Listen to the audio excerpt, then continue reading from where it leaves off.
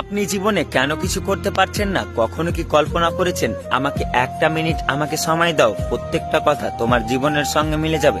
তুমি সচো যখন তুমি স্কুল লাইফে পড়াশোনা করছিলা, যখন তোমার মাইন্ড পড়াশোনায় ছিল, তখন অবশ্যই অবশ্যই তুমি একটা কল্পনা করেছিলা যে আমি পড়াশোনা করে মাস্টার হব, কিংবা বড় একটা মাওলানা কিংবা মৌলবি হব, কিংবা আমি বিজনেসম্যান হব।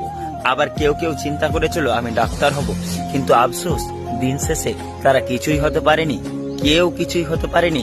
কারণ একটাই, পড়াশোনা বাদ দিয়ে দিয়েছে। হ্যাঁ, তারপরে যখন ছেলেটা বিদেশ যায়, বিদেশ থেকে টাকা ইনকাম করে, তখন সে ভাবে যে আমি বিল্ডার হব, আমি লেবার মিস্ত্রি নিয়ে কাজ করাবো, কিংবা বাইরে বিদেশে কিছু টাকা ইনকাম করার পর বাড়ি গিয়ে ব্যবসা বাণিজ্য করব। টাকা ইনকাম করে বাড়ি আসে, বাট ব্যবসা স্টার্ট করতে কেন পারছেন না? কখনো কি আপনি কল্পনা করেছিলেন?